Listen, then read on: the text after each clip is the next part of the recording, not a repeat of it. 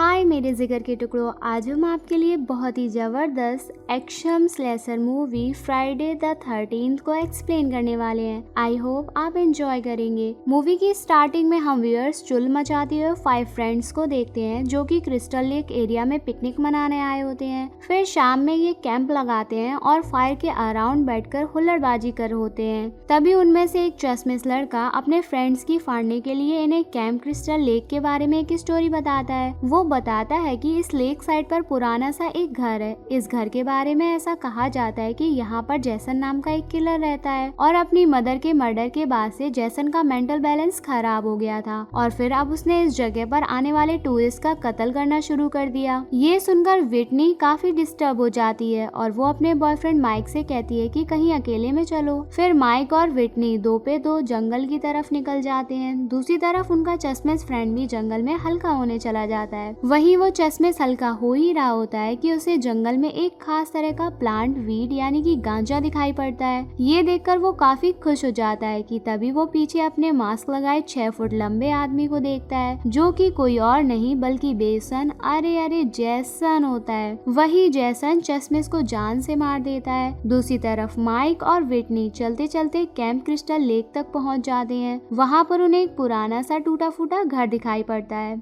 घर देखकर विटनी को अपने फ्रेंड की बात याद आ जाती है और वो अपने बॉयफ्रेंड को अंदर जाने से रोकती है, लेकिन उसका बॉयफ्रेंड नहीं मानता। वहीं उस घर में अंदर जाने पर उन्हें हर जगह सामान बिखरा हुआ दिखाई पड़ता है, जैसे वहाँ सालों से कोई नहीं आया। फिर उन्हें एक लॉकेट मिलता है जिसमें जैसन और उसकी मदर की पिक्चर होती है। पिक्चर देखकर माइक विटनी से कहता है कि उसका फेस इस बच्चे यानी कि जैसन की मदर से काफी मिलता जुलता है। उस घर में आगे देखने पर उन्हें एक रूम दिखता है जिसके बेड पर जैसन का नाम लिखा होता है। ये देखकर विटनी काफी घबरा जाती है और माइक को वहाँ से चलने के लिए कहती है। इसके दूसरी तरफ रिची और एमेंडा टेंट के अंदर पिलाई कर रहे होते हैं। अमेंडा को फील होता है कि उन्हें कोई देखकर मजे ले रहा है। फिर रिची टेंट के बाहर चेक करने जाता है। इसी बीच जैसन अमेंडा पर अटैक कर देता है। दूसरी तरफ रिची को जंगल में अपना फ्रेंड मरा हुआ दिखता है। ये देखकर रिची की फट जाती है और वो कैंप की तरफ भागता है। वहाँ पहुंचकर वो देखता है कि अमेंडा को ब्लैंकेट में लपेटकर आग के ऊपर लटकाया गया होता है। ये देखकर रिची अमेंडा को बचाने के लिए आगे बढ़ता है, लेकिन उसका पैर एक ट्रैप में फंस जाता है और रिची को बहुत दर्द हो रहा होता है। वो खुद को उस ट्रैप से फ्री करने की कोशिश करता है, लेकिन वो नहीं कर पाता। इस बीच अमेंडा आग में झुलसकर मर जाती है। दूसरी तरफ विटनी और माइक एक रूम में जाते हैं जहाँ पर वॉल में एक होल होता है और उसके आसपास कई सारी कैंडल्स होती हैं। माइक को उस होल में कुछ अजीब सा दिखता है और वो उस होल में हाथ डालकर उस अजीब चीज को बाहर निकालता है। तो वो लोग देखते हैं कि ये तो किसी का कटा हुआ सर है और वो उनके हाथ से छूटकर बाथटब में गिर जाता है। गाइस, ये कटा हुआ सर जैसन की मदर का होता है। असल में गाइस, जैसन अपनी मदर की वर्शिप कर रहा होता है। तभी एकदम से उस रूम का डोर लॉक हो जाता है। इससे दोनों बहुत ज्यादा घबरा जाते हैं और माइक चेक करने के लिए उस दरवाजे के नजदीक जाता है कि तभी बेसमेंट से जैसन फर्श पर नाइफ मारने लगता है और माइक खुद को बचाने की कोशिश करता है, लेकिन उसे कई बार नाइफ लग जाती है। इसमें वो काफी जख्मी हो जाता है। ये देखकर विटनी माइक को बाथटब में खींचने की कोशिश करती है, लेकिन इससे पहले ही जैसन फर्श तोड़कर माइक को नीचे बेसमेंट में खींच लेता है और वो उसे वहीं काट देता है। अब विटनी फौरन ही वहाँ से भाग जाती है। ये देखकर जैसन उसका पीछा करने लगता है। विटनी कैंप की तरफ आ जाती है, जहाँ पहुंचकर वो देखती है कि अमेंडा आग में जलकर मर गई है, लेकिन माइक अभी भी जिंदा है और वो उस ट्रैप में फंसा हुआ होता है। ये देखकर विटनी माइक को जल्दी से उस ट्रैप से फ्री करने की कोशिश करती है कि इतने में जैसन भी वहाँ पर आ जाता है।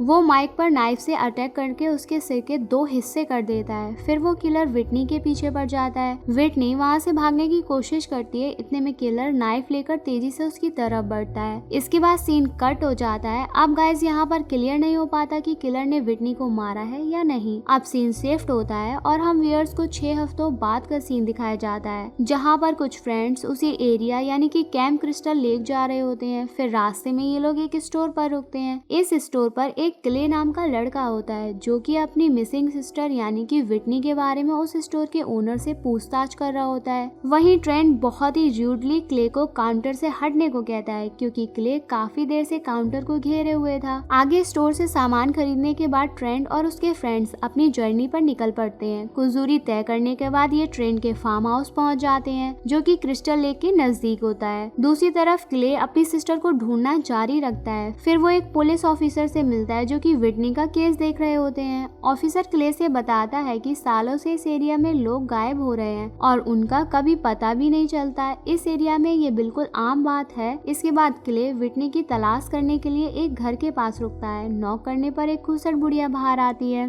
और क्ले उससे विटनी के बारे में पूछता है, जिस पर बुढ़िया उससे कहती है कि बेटे तेरी बहन अब जिंदा नहीं होगी। लोग यहाँ पिकनिक मनाने आते हैं और फिर कभी वापस नहीं जाते। फिर क्ले वहाँ से आगे बढ़ जाता है और एक स्टोर हाउस में जाता है तो वहाँ काम कर रहे एक वर्कर को पिक्चर दिखाकर विटनी के बारे में पूछता है, जिस पर वो वर्कर भी उसे साफ मना कर देता है कि उसने विटनी को यहाँ आसपास कभी नहीं देखा। इसके दूसरी तरफ हम व्यूअर्स ट्रेंट और उसके साथियों को घर पर हुस्न परियों के साथ मजे करते हुए देखते हैं। अदर साइड उस स्टोर हाउस में वही वर्कर गंदी गंदी मैगजीन पढ़ रहा होता है कि तभी उसे खटपट की आवाज आती है और जब वो चेक करने के लिए जाता है तो एकदम से जैसन वहाँ पर आ जाता है और उस वर्कर के टट्टे ढीले कर देता है। वहीं अपनी जान बचाने की कोशिश में वो वर्कर जैसन के फेस से उसका मास्क हटा देता है। जैसन का इतना खौफनाक रूप देखकर उस वर्कर की तो जान ही निकल जाती है। फिर जैसन गुस्से में उस वर्कर का गला काट देता है। आगे जैसन अपना मास्क पहन रहा होता है कि तभी उसे वहाँ पर एक लप्पू सा मास्क दिखाई पड़ता है जो उसे काफी फैसिनेट करता है और जैसन उस मास्क को पहन लेता है। आगे के सीन में हम व्यूअर्स नोलन और उसकी गर्लफ्रेंड को क्रिस्टल लेक पर वोटिंग करता हुआ देखते हैं कि इतने में जैसन वहाँ पर आ जाता है। वो उस लड़के के सर पर तीर मारकर उसे वही वोट पर मारता है। जैसन को सामने खड़े देखकर वो लड़की काफी डर जाती है और किनारे पर पुल के नीचे आके छिप जाती है। उस लड़की को ढूंढते ढूंढते जैसन भी वहाँ पर आ जाता है। वो उस लड़की के सर पर नाइफ घुसाकर उसे भी वहीं मार देता है। इसके दूसरी तरफ हम व्यूअर्स क्ले को देखते हैं जो कि विटनी को ढूंढते हुए ट्रेन के घर तक पहुंच जाता है जहां पर उसे जैना मिलती है। वहीं वो दोनों बात करते हुए विटनी को ढूंढने चले जाते हैं। इसी दौरान क्ले को जंगल में एक जीपीएस मिलता है। इसके बाद दोनों वहां से कैंप क्रिस्टल लेक तक पहुंच जाते हैं जहां पर जैसन का घर होता है। दोनों अंदर घर में दाखिल होते हैं जहां पर उन्हें हर तरफ कबाड़ के अलावा कुछ भी नहीं मिलता।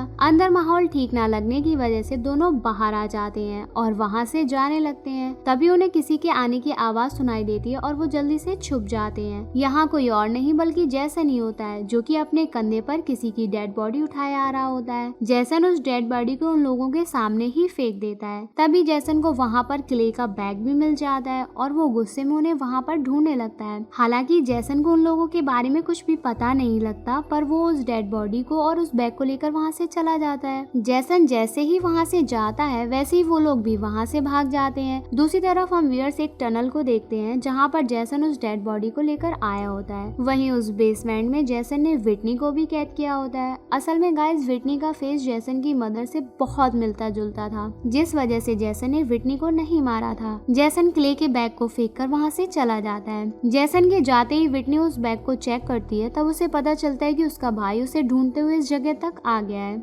वहीं विटनी को उस बैग में जीपीएस भी मिलता है जिसे तोड़कर वो उसमें से एक पिन निकाल लेती है। फिर वो उस पिन से अपने लॉक को खोलने की कोशिश करती है। दूसरी तरफ ट्रेंट के घर पर क्ले और जैना पहुंच जाते हैं। भड़बड़ाकर क्ले पुलिस को कॉल करता है और जैना सबको जैसन के बारे में बताती है। वहीं घर के स्टोर रूम में ट्रेंट का फ्रेंड बास्केटबॉल खेल रहा होता है कि तभी वहां पर जैसन आ जाता है। वो ट्रेंट के फ्रेंड को पेलकर उसकी बत्ती बुझा देता है। इसके बाद घर की लाइट गुल हो जाती है। जब ट्रेंट का फ्रेंड काफी देर तक वापस नहीं आता तो उनमें से एक काला मुस्टंडा अपने फ्रेंड को देखने के लिए जाता है कि आखिर हुआ क्या है। फिर जब वो मुस्टंडा स्टोर हाउस में जाता है तो उसके पीछे जैसन आके खड़ा हो जाता है। जैसन उसे दबोचने की कोशिश करता है लेकिन वो मुस्टंडा काफी फुर्तीला होता है। वो जैसन को चकमा देकर वहाँ से निकल जाता है। 001 तेरी बहन को नमन। वहीं जैसन उसके पीछे पड़ जाता है। फिर वो एक्स उठाकर उस मुस्टंडे को फेंक कर मारता है और एक्स सीधा आकर उसकी पीठ में लग जाती है, जिसके बाद वो मुस्टंडा गिर पड़ता है और रोने लगता है, हे भगवान उठा ले। वहीं उसके चिल्लाने की आवाज उसके फ्रेंड्स भी सुन लेते हैं। वो उसे बचाने जाना चाहते हैं लेकिन क्ले सबको बाहर जाने से रोक देता है और फाइनली जैसन उस बंदे को मार ही डालता है। इधर ट्रेंट की सटक जाती है और वो बंदूक लेने अपने रूम में जाता है और उसकी एक फ्रेंड भी उसके पीछे जाती है, लेकिन तभी वहाँ जैसन आ जाता है और वो उस लड़की को हवा में उलार कर मार देता है। इसी बीच पुलिस ऑफिसर भी वहाँ पर आ जाते हैं। जैसन को ऑफिसर के आने का पता लग जाता है। ऑफिसर दरवाजे पर नॉक कर रहे होते हैं और जेना जल्दी से दरवाजा खोलने आती है, लेकिन इससे पहले जेना दरवाजा खोल पाती जैसन सुपरमैन बन के ऊपर से नीचे आता है और वो उस पुलिस ऑफिसर को भी मार देता है। अब इन्हें ये फील होता है कि ये जगह इनके लिए कतई सेफ नहीं है, जिसके बाद ये घर से बाहर आ जाते हैं। फिर ट्रेंट ऑफिसर की कार को स्टार्ट करने की कोशिश कर रहा होता है, लेकिन इससे पहले ही जैसन एक फ्रेंड को कार के ऊपर फेंक देता है, जिसके बाद तीनों वहाँ से भाग निकलते हैं। क्ले और जेना एक तरफ जाते हैं और ट्रेंट दूसरी तरफ भागता है। ट्रेंट वहाँ से भागकर मेन रोड पर आ जाता है। सामने से एक गाड़ी आ रही होती है। ट्रेंट की हेल्प के लिए वो गाड़ी रुक जाती है। ट्रेंट की फट रही होती है कि कहीं ये कार ड्राइवर जैसन तो नहीं, लेकिन तभी जैसन एकदम से उसके पीछे आके खड़ा हो जाता है। वो उस पे अटैक करके उसे हवा में उल्लार कर ट्रक के स्पाइकस में फंसा देता है। दूसरी तरफ क्ले और जेना वहाँ से भागकर एक बार फिर से जैसन के घर में घुस जाते हैं। इस बार उनके चलने की आवाज विटनी सुन लेती है और वो जोर से हेल्प के लिए चिल्लाने लगती है। वहीं विटनी की आवाज सुनकर क्ले और जेना नीचे बेसमेंट में उसे बचाने के लिए जाते हैं। क्ले एक हैमर लेकर विटनी की हथकड़ी तोड़ने लगता है, तभी एकदम से वहाँ पर जैसन आ जाता है। लेकिन इससे पहले जैसन इन तक पहुँच पाता, क्ले विटनी को फ्री कर देता है। फिर तीनों वहाँ से भाग निकलते हैं। जैसन खिसियाए कुत्ते की तरह इनके पीछे पड़ जाता है। वहीं क्ले को बाहर जाने का रास्ता भी मिल जाता है। क्ले और विटनी तो वहाँ से बाहर निकल जाते हैं, लेकिन जेना नीचे ही रह जाती है। तभी वहाँ पर जैसन आके जेना को दबोच लेता है और उसे जान से मार देता है। फिर विटनी और क्ले आगे बढ़ते हैं। क्ले बेसमेंट में एक पलटी हुई बस के जरिए बाहर निकलता है। फिर वो विटनी को बाहर निकाल रहा होता है कि तभी पीछे से बेसन आके अरे अरे अरे जैसन क्ले को दबोच लेता है। वो क्ले को बेझड़ पेलता है। वो उस बस में अंदर जाता है। जैसन को आता देख विटनी छिप जाती है। फिर जैसन विटनी को ढूंढते हुए जैसे ही उसके सामने आता है, विटनी उसे दे लात बेसमेंट में गिरा देती है। इसके बाद क्ले फौरन ही विटनी को बस से बाहर निकालता है और दोनों फिर से भागने लगते हैं। भागकर ये एक टूल हाउस में जाते हैं। क्ले जल्दी से विटनी को छिपा देता है और खुद जल्दी से हथियार ढूंढने लगता है। फिर ये दिखाते हैं कि जैसन भी वहाँ पर आ जाता है। वो क्ले को दबोच लेता है। वो एक मशीन में उसका सर क्रश करके उसे मारने वाला होता है। ये देखकर विटनी सामने आ जाती है। वो जैसन को उसके नाम से बुलाती है। अपना नाम सुनकर जैसन शांत हो जाता है और विटनी उसे उसकी मदर का लॉकेट दिखाती है और वो क्ले को छोड़ देता है, क्योंकि एक पल के लिए जैसन अपनी माँ की यादों में खो जाता है। वही मौके का फायदा उठाकर क्ले उसे पधील देता है और उसके गले में एक चैन फंसा देता है और विटनी उस चैन को मशीन में फेंक देती है और गाइस जैसन गले से हवा में हो जाता है। उसकी जान हलक से अलग हो जाती है। फिर विटनी उसी नाइफ से उठाकर उसे पेल देती है। इस तरह से जैसन मारा जाता है। लास्ट सीन में ये लोग उसकी डेड बॉडी को क्रिस्टल लेक में फेंक देते हैं। ये बिल्कुल रिलैक्स होते हैं, अब सब ठीक हो गया है। तभी एकदम से जैसन जिंदा हो जाता है। वो लेक से बाहर निकलकर विटनी को नदी में खींच लेता है और फिर इस तरह से ये मूवी बहुत ही वियर्ड एंडिंग होती है। गाइस इस फिल्म की आगे की कहानी भी है, अगर आप उसको भी देखना चाहते हो तो हमें कमेंट करके जरूर बता दीजिएगा। हम जल्दी ही आपके लिए वो भी अपलोड कर देंगे। आई होप आप लोगों को हमारे मूवी समझाने का तरीका पसंद आएगा। हमारे चैनल को ऐसे ही प्यार देते रहिए। I love you.